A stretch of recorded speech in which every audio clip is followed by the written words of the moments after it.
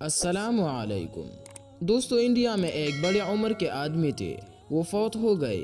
کسی نے ان کو خواب میں دیکھا تو پوچھا، جی آگے کیا بنا؟ کہنے لگے، میں سخت عذاب میں مبتلا ہوں۔ اس نے پوچھا وجہ کیا بنی؟ کہنے لگے، ایک مرتبہ ہندو کے ہولی کا تھا اور وہ ایک دوسرے پر رنگ ڈالتے پھر رہے تھے۔ میں اپنے گھر سے کسی دوسری جگہ پر جا رہا تھا، راستے میں مجھے پاؤں کاتے ہوئی توک پہننے کی ضرورت محسوس ہوئی۔ اس وقت مجھے اپنے سامنے ایک گدھا نظر آیا۔ میری طبیعت میں کچھ ایسی بات پیدا ہوئی کہ میں نے یہ کہہ دیا، ارے گدھے، تجھے کسی نے نہیں رنگا، میں تجھے رنگ دیتا ہوں۔ یہ کہہ کر میں نے اپنے پاؤں والی توک گدھے پر پھینک دی۔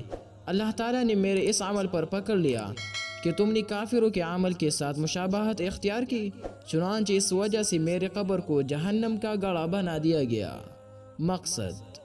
مقصد یہ ہے دوستو کہ ہر ایک انسان کو چاہیے کہ وہ غیر مسلموں کی مشابہت سے اپنے آپ کو بچا لے، کیونکہ حدیث میں آتا ہے کہ المرء مع من احب، یعنی کہ قیامت کے دن ہر انسان اس کے ساتھ ہوگا جسے وہ دنیا میں محبت رکھتا تھا۔